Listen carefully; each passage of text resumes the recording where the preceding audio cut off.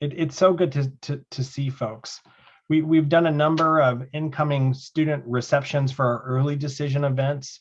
And so this is a format that I'm very familiar with. Typically what we'll do is I will mute everybody right before we get started. And then I'm going to introduce myself. We'll let our esteemed faculty director introduce himself.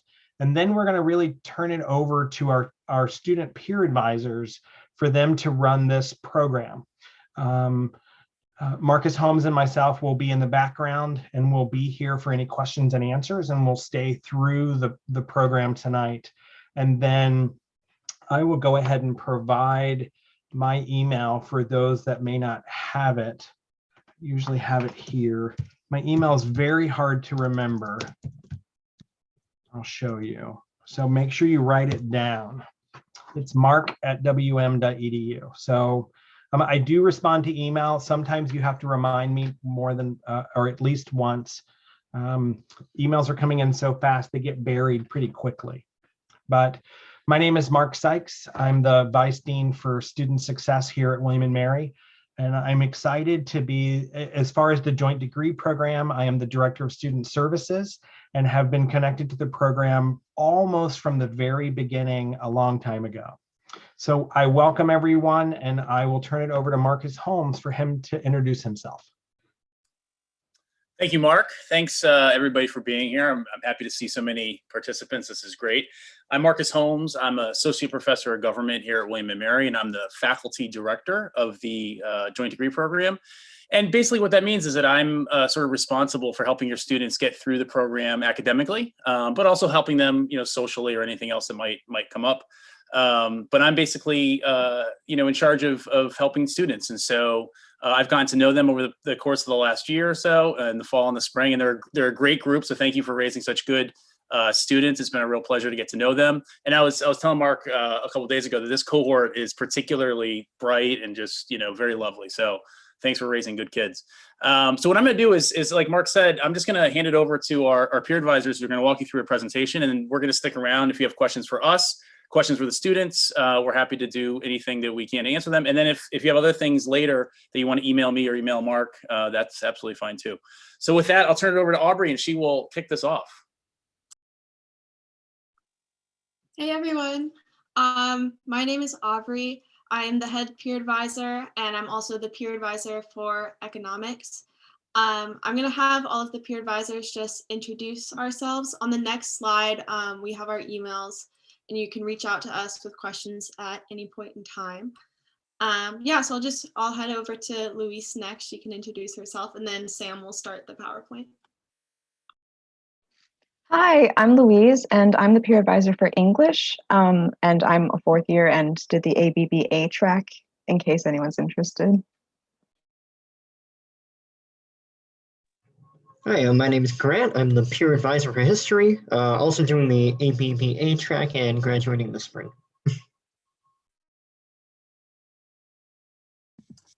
Hi everyone, my name is Katie. I am the peer advisor for international relations. Well, I'm one of them.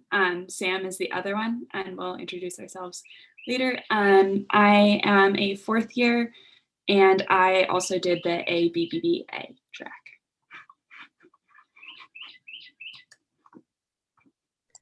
Hi everyone. Could we go to the next slide, Mark, so they can grab our contact info? Thank you. So I'm the other IR peer advisor. Katie's the William & Mary IR peer advisor who's a William & Mary home student, and I'm a St. Andrews home student. I did ABAB. I'm also a fourth year.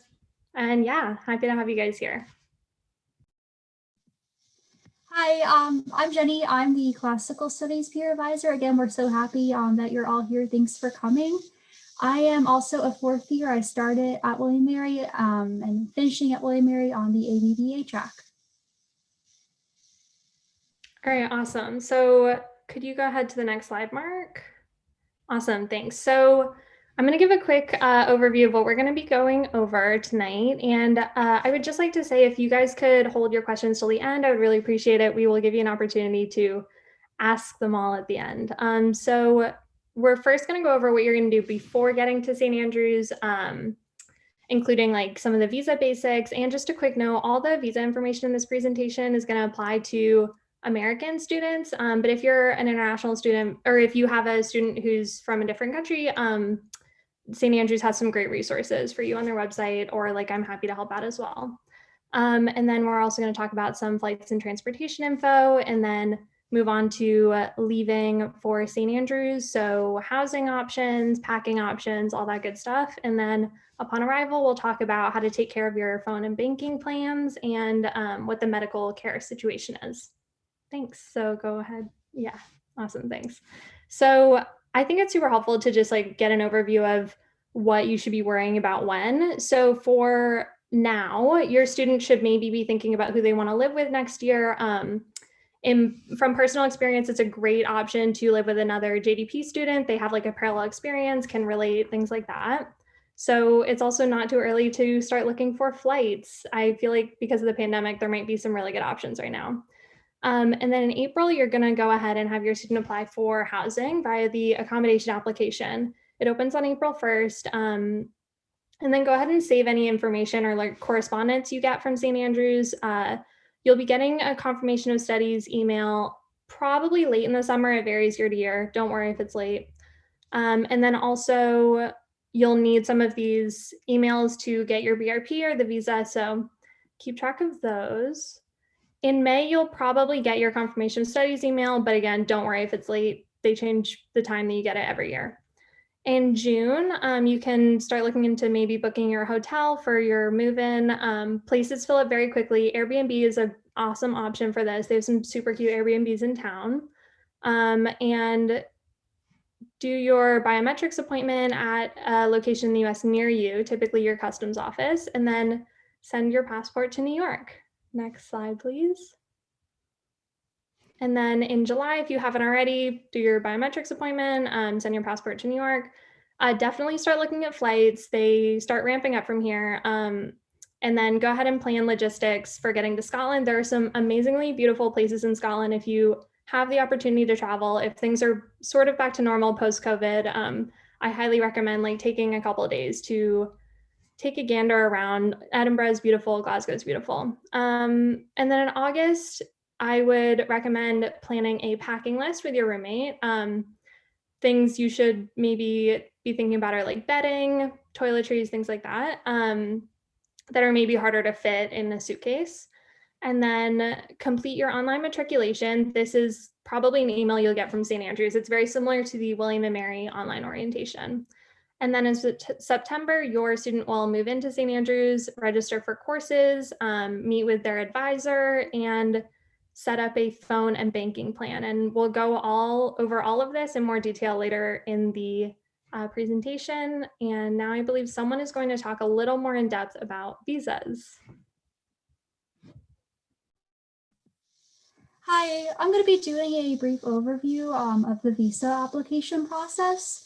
So again, I would emphasize that we are presenting on what we know best. So when we were applying for our visas, most of us, this was pre-COVID in spring 2018.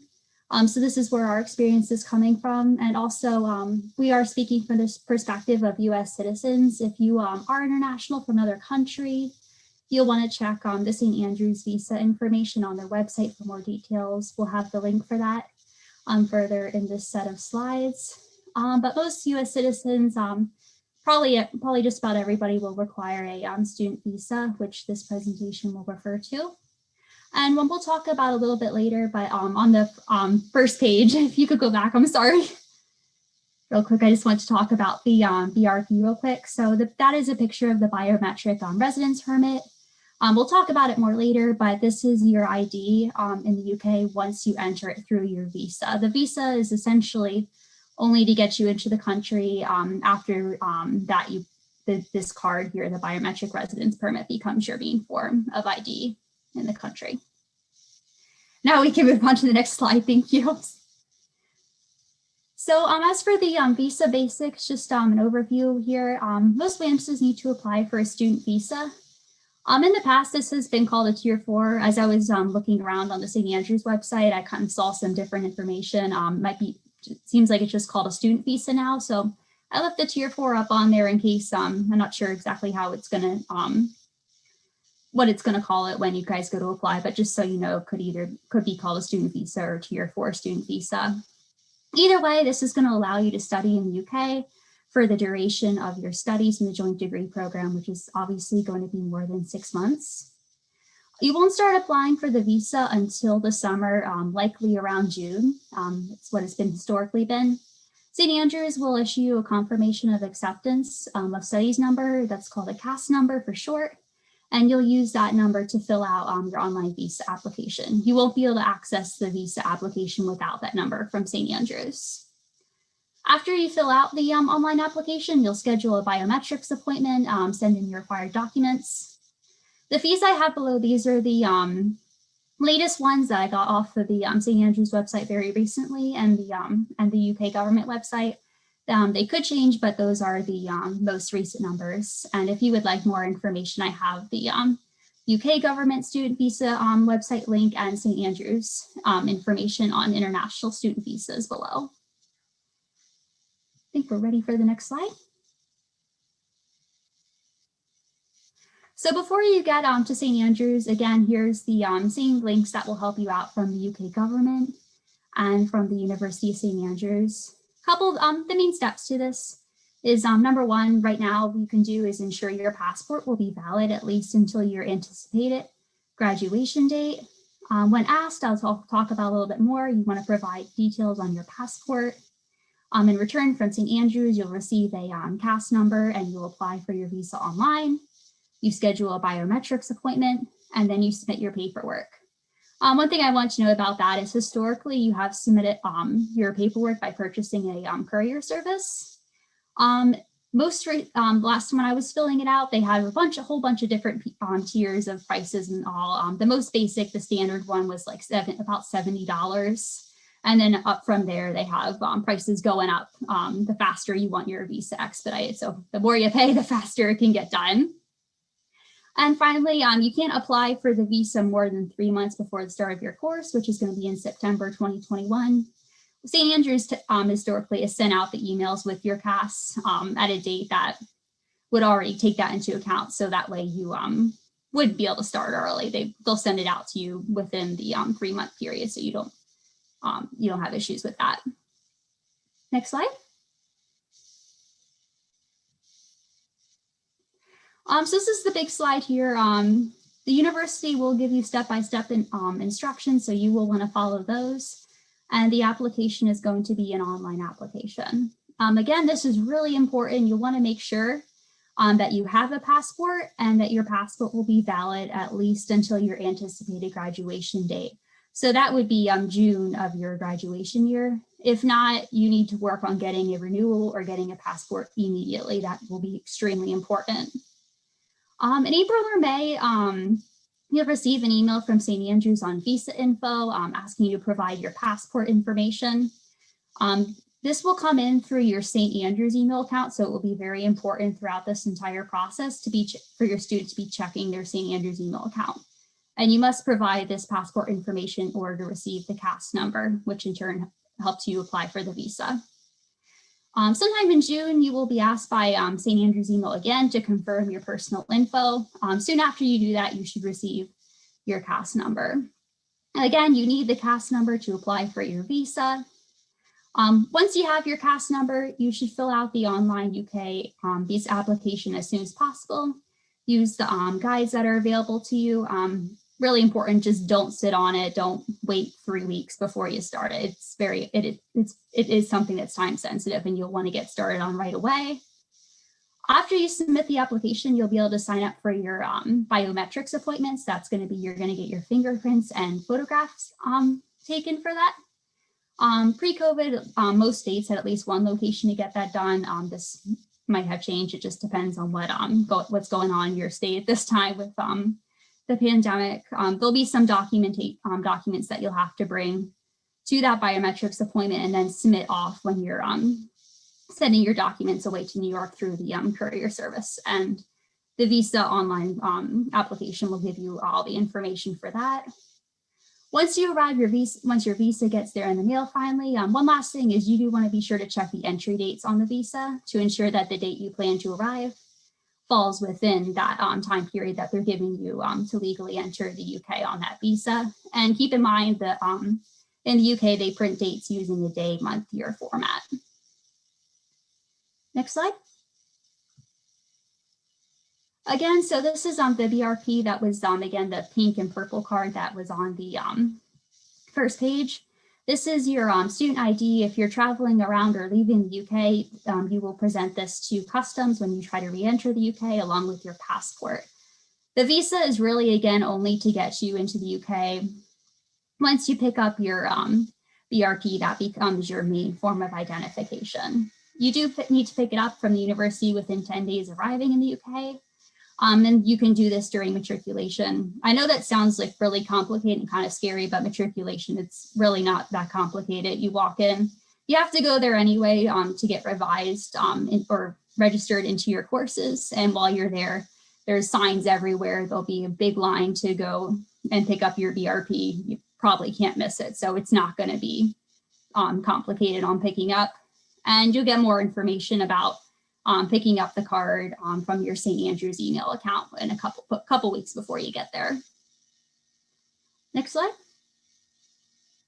Again, tips and advice. There is an email that is specially designed for the visa application questions. That is the Advice International at standrews.ac.uk, the ADVINT.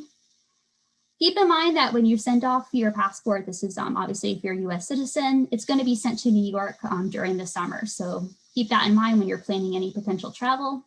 Again, make sure your passport is going to be valid for the next 3 years. And your BRP card, as we were talking about before, that pink and purple card is going to be something you'll need when you're traveling around Europe. The customs officers will ask to see it. And it's also your legal ID while in the UK. Do we have another slide after that? Yep. Finally, how long to make your visa? St. Andrews generally recommends paying for the visa to last until you graduate. So that will be at least through June of your graduation year. The reasons they give for that is it is a long process. You're probably gonna be done with it once you do it the first time. And you'll be covered whichever path you decide to go on for third and fourth year. And most people don't have that set in stone. If you do have questions or concerns, reaching out to a combination of, again, the international visa advice email and the specially designed the email for specifically the joint degree program in Scotland, that's the BAINTHONS would be the one to reach out to. So the bottom line with this is make sure your student is checking their St. Andrews email regularly. That is where all this about getting your passport details, the CAS, that is where it all is going to come in. So it's very important that you check that email. And then finally, make sure when the CAS number does arrive, you fill out the application right away. Don't wait to fill it out, and then make your biometrics appointment as soon as possible. I think that's all. All right, so I'm going to be talking about getting to St. Andrews. You have a lot of options for the first part. You can swim, you can walk, or you can take a flight like most people choose to do. Slide. All right, so flying to Edinburgh or Glasgow. You have two choices in terms of where to fly to eventually. Most of you are going to have some sort of connecting flight because the only direct flight that you can really get is from Newark to Edinburgh. So Edinburgh is closer to St. Andrews. It's an hour drive away, and it's easier to travel to because there are a lot of options. And that's the airport that most people choose to fly into. You also, however, can choose Glasgow, which is also an international airport, and it can be cheaper from the US. However, it is more travel upon landing. So that's on the west coast of Scotland, where St. Andrews is on the east coast. So it can be 2, 3, 4 hours of travel once you actually land. And there's a helpful website from St. Andrews where they just tell us a lot about traveling and their tips and tricks on this. That's attached. Yeah, slide. Just some things that we recommend. Budget airlines offer less luggage, so that could be very difficult for the first trip. I know some parents choose to fly with their students on the initial trip, just to help with luggage or to help get them across the ocean if it's their first time flying alone. Some parents choose not to, so that's totally up to them. But it is a big benefit in terms of luggage because that first initial trip, you're going to be transporting a lot of stuff. And it's also very useful to have a really dependable, roomy carry-on bag that you can use during your travels. I know I've got a carry-on bag my first year and I've used it for all of my travels since, and it's a really just nice thing to have. The best prices for flights are usually around 60 days before. Now, this is taking into account a normal flight year where there isn't a global pandemic going on. So it's a bit up in the air right now. Booking far ahead is always a great option in case you want your student to have a sense of, normalcy and just have that known when the flight is going to be, but 60 days before is usually a good rule of thumb. In terms of booking return flights, it can sometimes be a better idea to wait in terms of booking a return flight because St. Andrews doesn't let you know until the end of the semester your exam timetable. Usually they release it around 2 months before the exams happen. So if you book a flight too far before this, you might end up either missing an exam or staying 2 weeks after you finished your exams. I know I booked my flights ahead of time. I always booked round trip as soon as I booked the flight just because I liked having that sense of knowing when my flight was going to be, but I would usually end up staying a lot longer than I had to in St. Andrews. So that's something to think about when booking flights. Slide.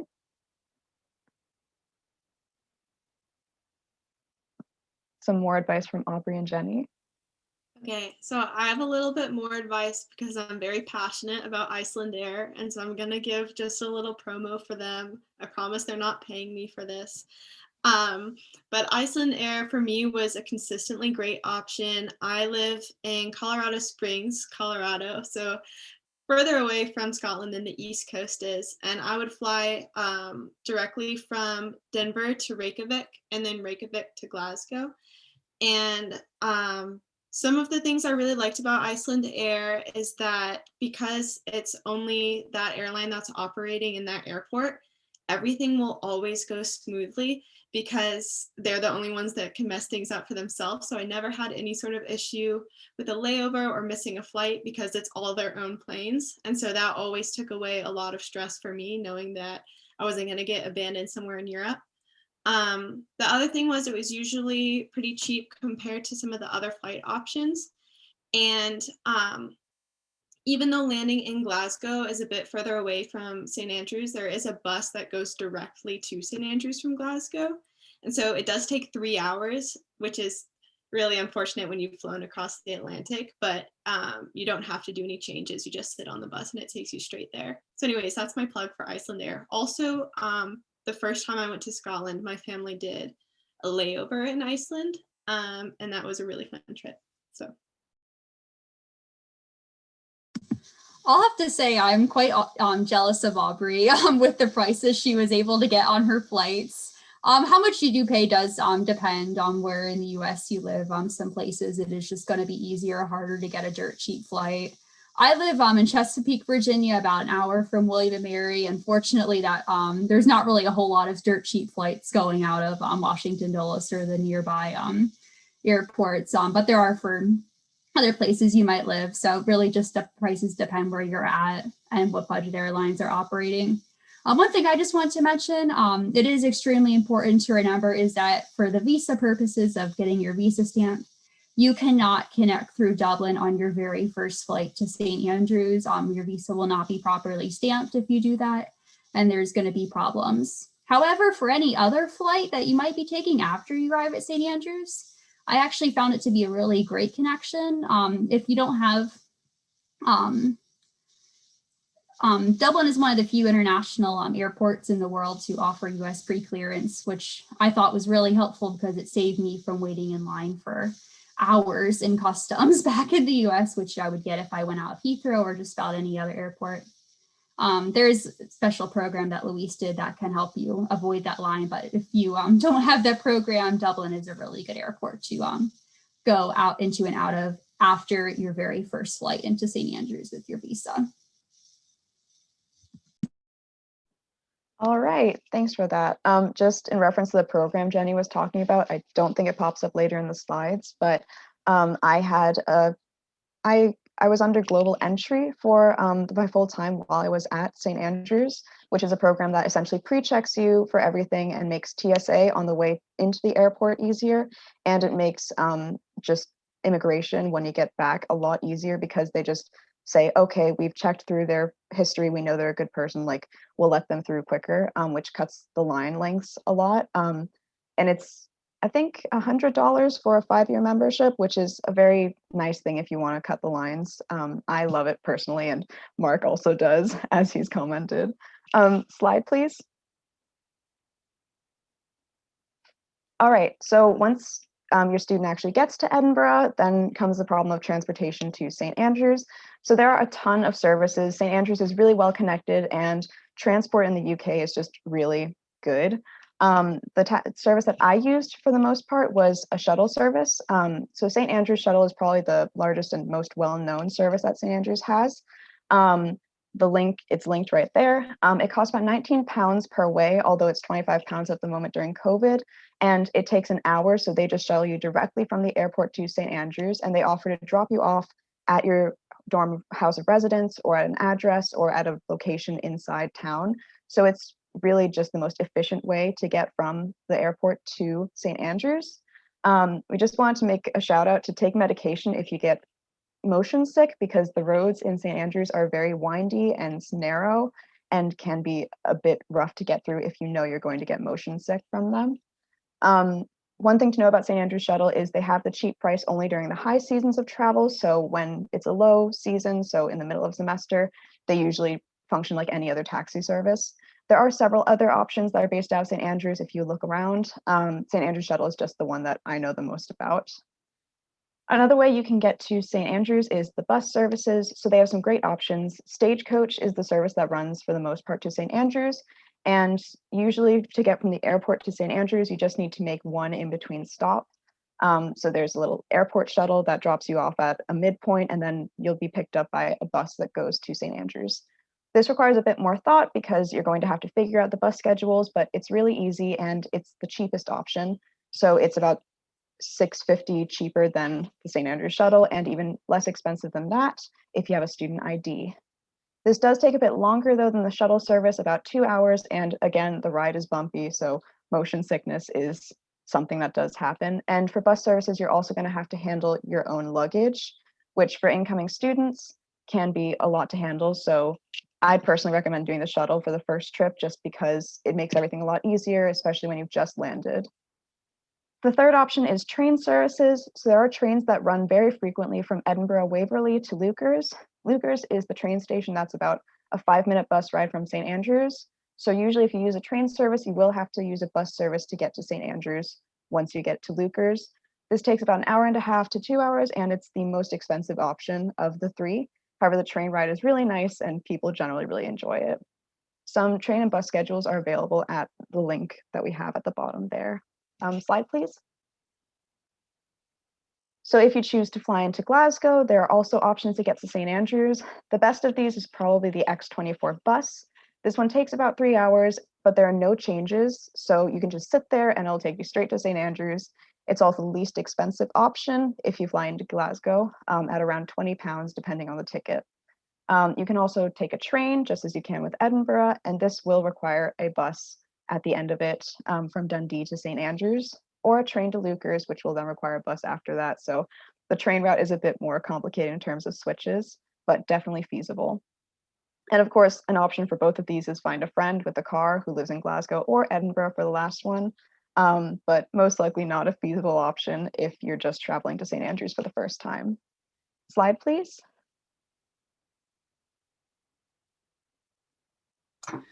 Okay, so now I'm gonna take over packing. So yeah, I'm really passionate about packing. Just a note on Mark's update, Uber doesn't exist in St. Andrews, so some Ubers will not want to take you to St. Andrews from Leuchars, but they'll largely take you from Edinburgh. Side note. Okay, now on to packing. Next slide, please.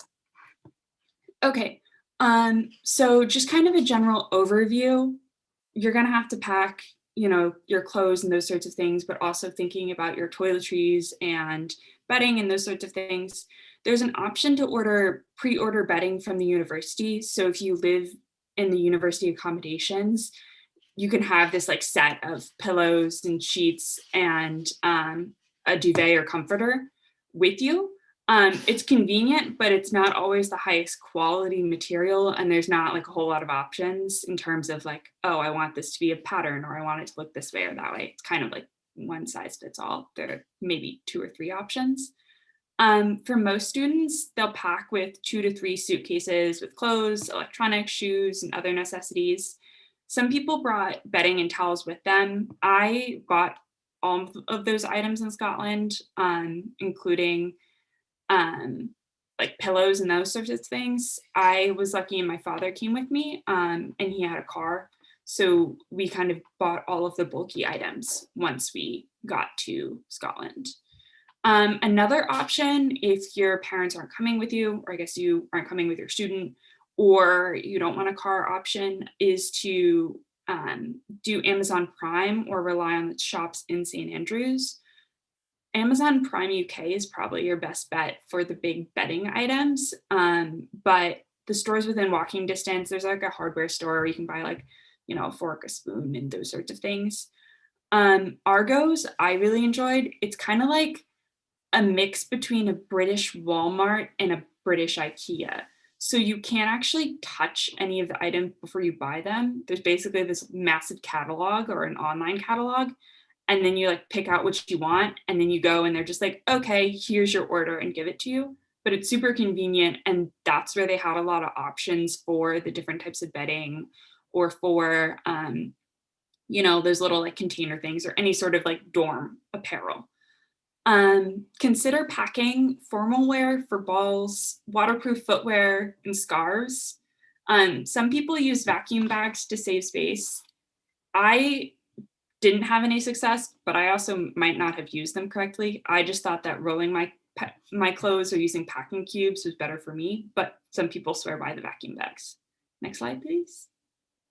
Okay, more on what to bring. Scotland has basically one season, sweaters. That makes it slightly easier to pack. So the temperatures range from 20 to 30 degrees at the coldest and 60 to 70 degrees if you get lucky. So it's really in that kind of mid-range. Bring shorts only if you're going to the gym or if you're planning on travel to warmer European climates. Yeah, you really don't need that many pairs of shorts, like 2, and that's it. Because even for a lot of the European destinations, when you're going to be traveling, it's not going to be super, super hot. So even in those places in the Mediterranean, you could survive with jeans, essentially. St. Andrews is really windy, so you might not also get a ton of use out of short skirts and short dresses type of things. You will want to bring a swimsuit for travel purposes, but also swimming in the North Sea is fun. And so you want to partake in that opportunity. Layers are the key to any clothing problem in St. Andrews. Love the layer. That's why your scarf comes in handy. That's why you need multiple scarves. That's why you need multiple sweaters. That's just my personal strong opinion on that topic. Students tend to dress nicely for class, and so you will look funny if you want to wear sweats to the library. Some people are fine with that. Some people aren't. Doesn't matter. Male students will wear collared shirts or sweaters to class, generally just more dressed up, not like going to church type of wear, but just not a random t-shirt and a random pair of shorts, but more of a quote unquote outfit. And then many female students would wear nice tops or sweaters, jewelry, skirts, jeans, nice pants to class. Again, it's more about a traditional outfit as opposed to I rolled out of bed looking like this. That said, if you want to roll out of bed and wear what you want to wear, you do you, doesn't matter. Next slide, please. Again, some of our like quick tips. Invest in high quality raincoats, rain boots, and umbrellas. I actually didn't really use my umbrella that much because it was too windy. It would just be annoying and flip up, but maybe I didn't spend enough money on my umbrella and some other people would be successful. But I always had a raincoat with me. The St. Andrews weather changes very quickly. So it can be rainy in the morning and then cloudy and then sunny and then rainy and then sunny again. It really varies. So being prepared for the wet and the rain is always a good bet. And waterproof shoes are key because there's almost always puddles. And so your feet are going to get wet and that's not fun. Also bring your winter coat because it does get cold, and wool socks. That's what my peer advisor told me. Wool socks saved my life because again, it gets cold and it's the type of cold that seeps into your bones. And so wool socks, key. And then another note, any medications that you regularly use, you might want to bring with you, as the UK has slightly different products. And it's always good to maybe just have what you have now that you know it works. Of course, any prescriptions that you have, you also want to bring with you. And it would be a good idea to talk to your healthcare provider in advance and see if you can get the entire dosage for the time that you're away, because again, they might not have the same medication in the UK, and then shipping medicine internationally is a whole big iffy scenario that you probably don't want to deal with. And I think I want to say one thing about prescriptions that I often want for parents to hear. Some prescription, especially for some students who are on any ADHD medications or medications in the US, they are sometimes not available in the UK. My wife happens to work for an insurance company, and so I know that if your particular pharmacy won't fill more than 3 months at a time, you can request an override through your insurance company for a 4-month prescription. That usually has helped in other situations.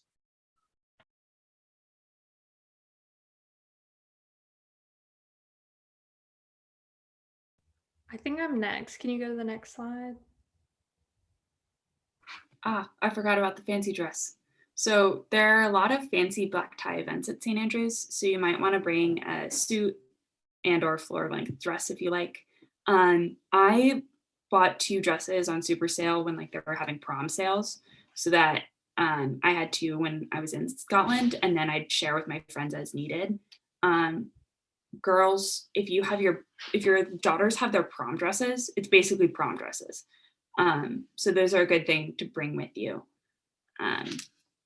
just as an option. And then Grant, for the guys, he said to have a suit or waistcoat, dress pants, dress shoes, and ties ready. A lot of the guys will also wear tuxes. So if your son has a tux, it might be nice, but you can generally get away with wearing a really nice suit if you don't have a tux. Yeah, standard guy outfit in St. Andrews is polo shirt, sweater, take out the polo collar. Like that's what everyone wears. I'll also mention that you don't need to worry too much about like throwing all of these formal clothes and luggages, because like the H&M in town has pretty much everything you'll need. That's where I got like half of my wardrobe. But it's good stuff to have, just given St. Andrew's social climate. Awesome, thanks. Can we go to the next slide, please? Okay, so for housing, we've actually already sent out a presentation to the students about specific halls and also our personal experiences with housing in St. Andrews. But as a quick recap, you can't pick your specific hall, but you can pick if you want catered or non-catered, single or double, and they're also willing to accommodate accessibility or religious concerns. So singles and doubles are both available. Singles are more common among British universities than in the US. They are typically preferred by British students. Both are good options.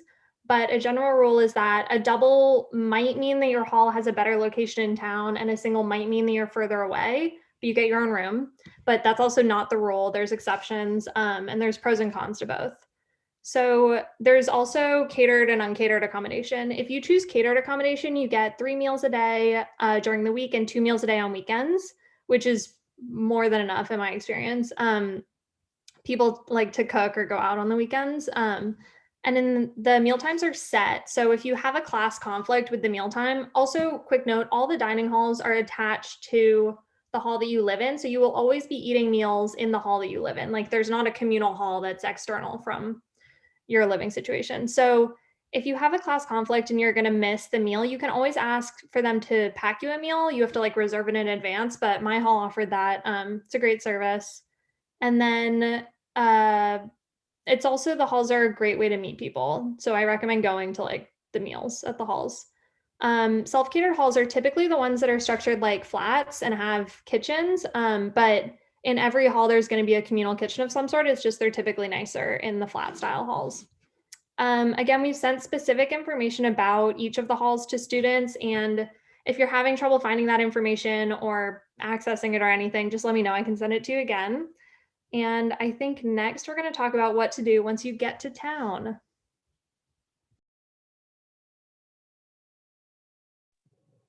Cool. I think that's me. Next slide, please. All right. I'm going to be talking to you guys about banking and what was the other thing? We'll get to it. I'll throw out there that I'm pretty bad with money, so if I can do it, all of your students can do it. All right, so banking, there are 5 banks in St. Andrews. I believe it's like Bank of Scotland, Barclays, Royal Bank of Scotland, and 2 others. I know that Bank of Scotland and Barclays are generally the best ones just because they don't, you can open accounts with them that don't have monthly fees. You're generally going to want to open a bank account just for ease of access. You can get by without one. But if you end up living in private housing or if you take up a job in town, you'll generally need a UK bank account just to be paid and transfer payments.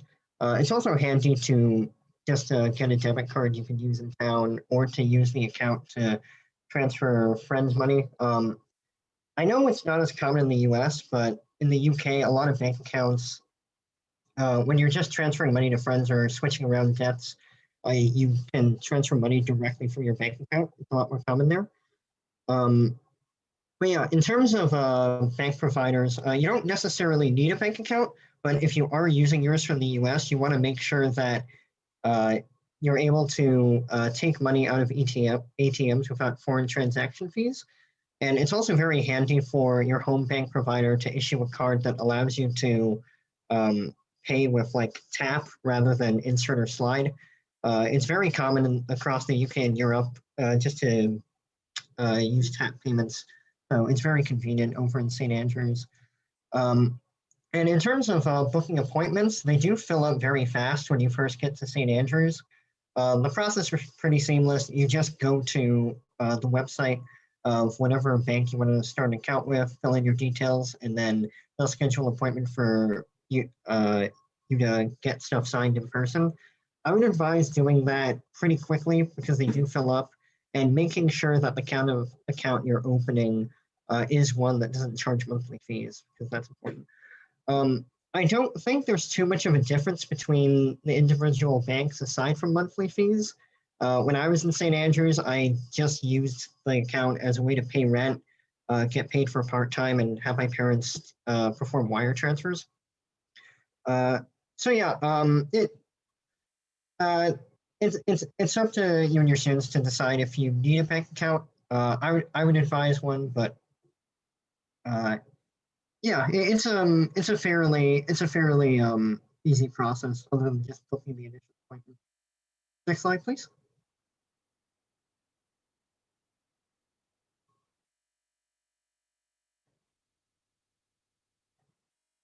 Next slide, please.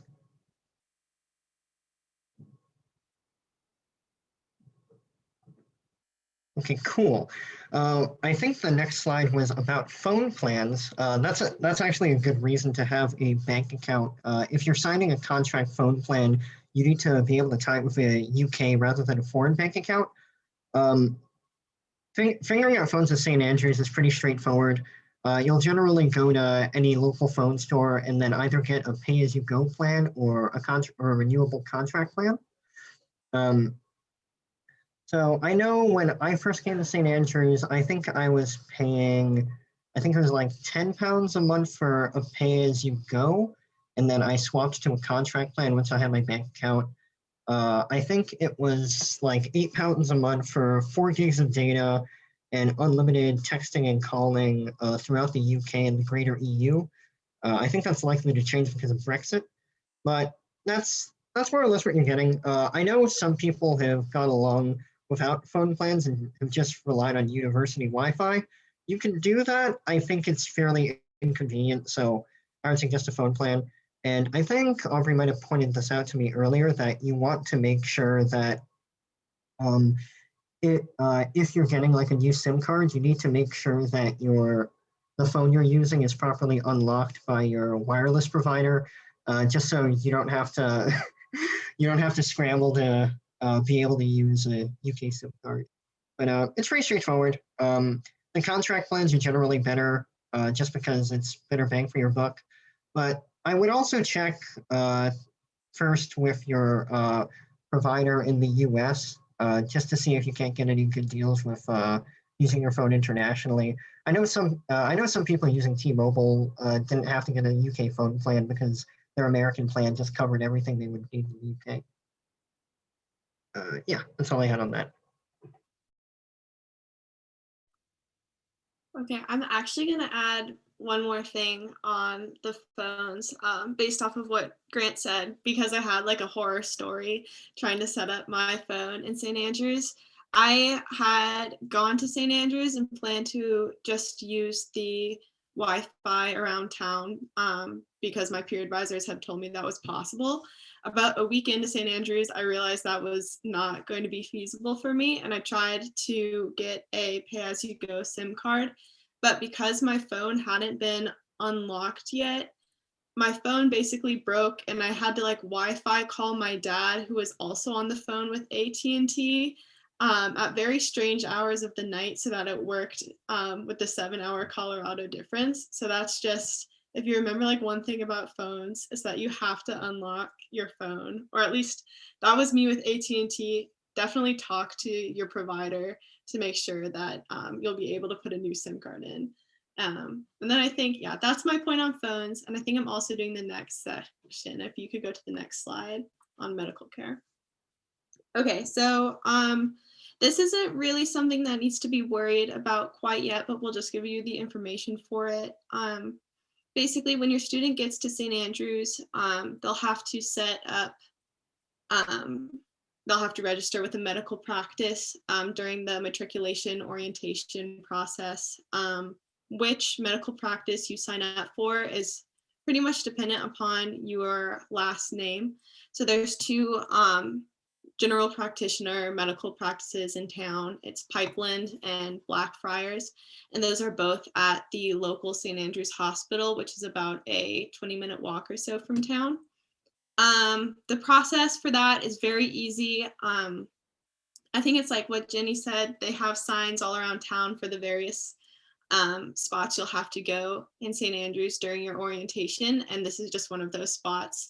You go, you'll have to give them some information, which they'll tell you in advance, and then you'll be registered with one of these medical practices. If you go to the next slide,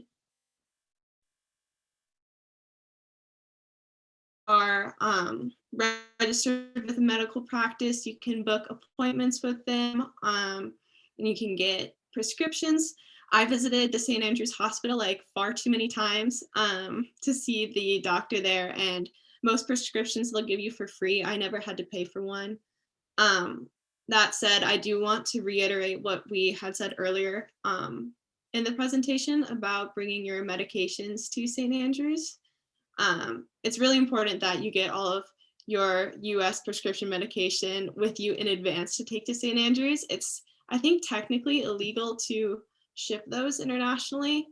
I still don't have access to some of my medicine that I had to leave behind in St. Andrews from leaving because of COVID last March, because you're not able to ship it. So that is something that's very important to pack with you before you go. And then the other note is that if you want to get a flu shot, you should get that before leaving home, because the flu shots aren't covered by your NHS surcharge, which you'll pay when you get your visa. And there's usually a very long waiting list to get those flu shots. And then I have a link here that goes to the St. Andrews information about the different medical practices. And if you go to the next slide, so I have here an aerial view of St. Andrews. I'm going to try to annotate. I don't know if I have that power. Okay, basically, I'm going to put a star. The St. Andrews Hospital is right here. Can you guys see that? There's lots of stars there now. Yeah, and so it's a bit of a walk away from the town, which is where that red location marker is. It takes maybe 20 minutes. It's not that big of an inconvenience, except that the hospital is closed on weekends, which has been a major inconvenience for me multiple times. So all this to say, try not to have to visit the doctor while you're in St. Andrews. You will have options, but the NHS and everything there is not always super reliable. And that is all I'll say for now. Okay, and so if you go to the next slide, that is the conclusion of our information here. We've put some resources, some more links that you can go to about the things we've spoken about. Other than that, I think we'll open it up to questions now. I know the chat has been popping along, but if you have questions, you can just raise your hand and then someone will call on you and we'll try to answer those as best as we can. Thank you.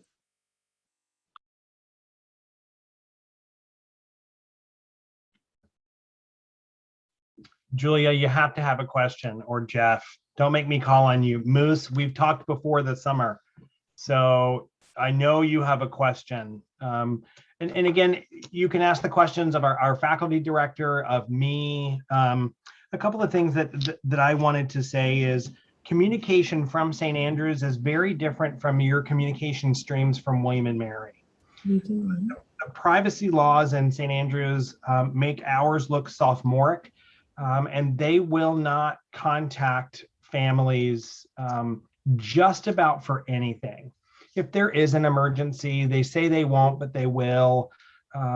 We've had situations where they'll call me to call parents in situations like that. But generally, make sure that you're staying in contact with your students, and they generally won't talk to you directly unless there is an issue. I kind of wanted to point that out because it's just a little bit different. Make sure that your passport is not going to expire in 6 months. I've run into an issue before where I was able to get in, but I had trouble getting out because of my passport was going to expire. So just kind of my little tips about that. And your students' experience at St. Andrews follows the policies and procedures where they are. And so once they get to St. Andrews, they're really under the guise of the policy and procedures for St. Andrews. And this experience, I've done this for so many years. It's extremely wonderful. And I know that we've gone over a lot of information in really minute detail. Please don't feel that this is overwhelming. I think that the students' desire is to give you all the resources up front. We are recording this. This PowerPoint will be available for download. We'll send it to everybody through who has registered or was on this program tonight. So it's not anything that I think is not doable. It's just you have to be a little organized to get over there. But once you're there, things go a lot better. Students, did you guys want to talk on a little bit about when it is light and dark when you're over there? Can I ask a question? Sure. Hi, Sue. Hi. I have a question about shipping things to Scotland. How is the mail service, or is there anything like a UPS or how are those services in Scotland? Is it reasonable to think to ship things to Scotland, or even instead of sending everything over on the plane? Does that have you guys used that? No, it's been awful. basically to ship a very small package, like candy or sweets this big, it's like $70. So my mom wanted to do like care packages for me, and that was way too expensive. So what she ended up doing was like stealing my Amazon UK account and like saying, don't look at your email, and like she'd buy things for me that way. But when it comes to like shipping things over, it's really, really expensive to do. And things can often get lost or are waiting. So there were times when I absolutely needed something from home and I couldn't get it in the UK. And then it would take weeks upon weeks to get there. I had a package lost. And I never actually found it before I left. I was still going through the appeals process. So I wouldn't recommend trying to ship. At the same time, I always buy a painting or something when I'm over there and ship the tube back because I don't want to take it on the plane because I'm often traveling other places. Yes, it's been $75 to $100, but it's often arrived at my house before I've gotten there. So again, there's a local place in town that does shipping and will pack it for you. And will guarantee when it leaves. I don't know about coming over. I've never sent things over other than cards and bills to folks in St. Andrews, but I would say listen to the students, but it is not impossible.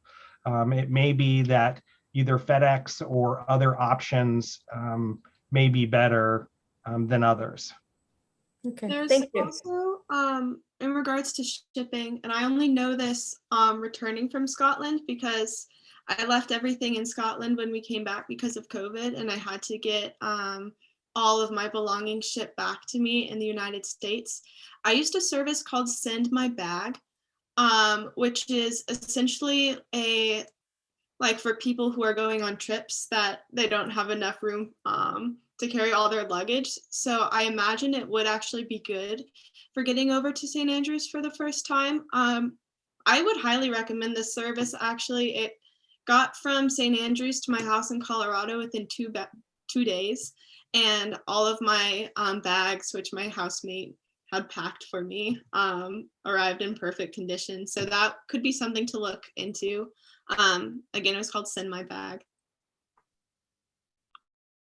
I see that there's a question about any thoughts if we'll actually be able to make travel with our students this year for setup. I've got to tell you that I sure hope so, because I have like 4 hotel reservations that I've had to pay for but not use, and I've got multiple trips to St. Andrews pretty much paid for already. Thank you, Marcus Holmes, and the program. But I hope so. I think that, you know, we don't have any direct information about what our travel plans are going to be yet. But if we are able to travel, and for families, if you're able to travel too, I'm coming over in September to greet you, to say hello and welcome our students if we are able to travel.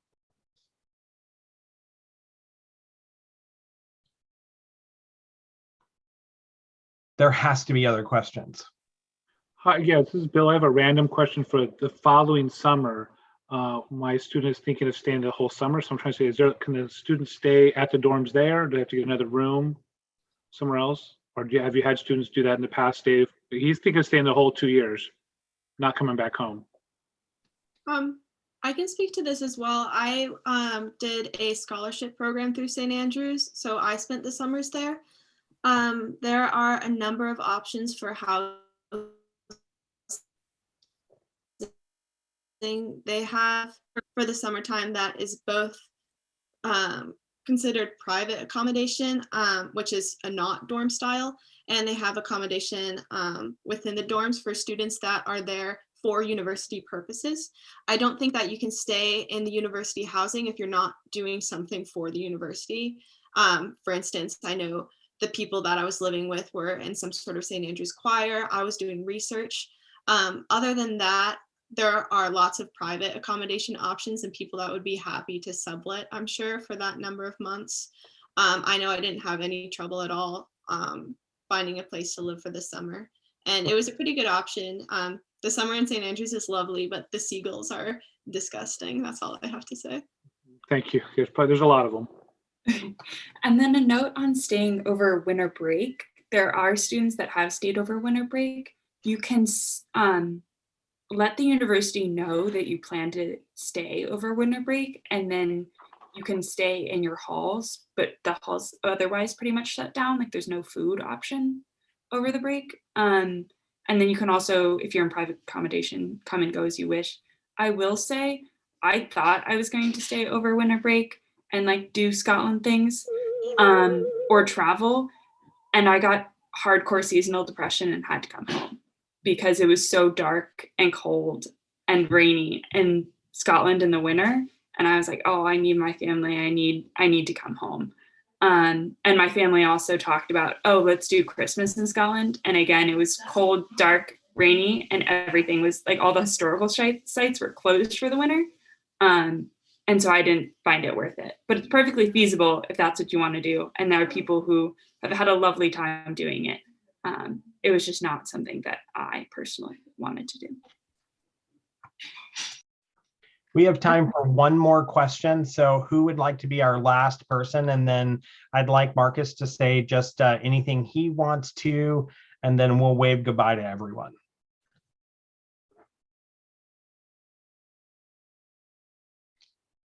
Marcus, you are up. Okay, wow. I learned a lot in this session. Thanks, guys. Thank you very much to the peer advisors who I thought did an excellent job. Covered a lot of territory. This is great. I guess the last thing I'll say is, feel free to reach out to me or Mark or anybody at William & Mary.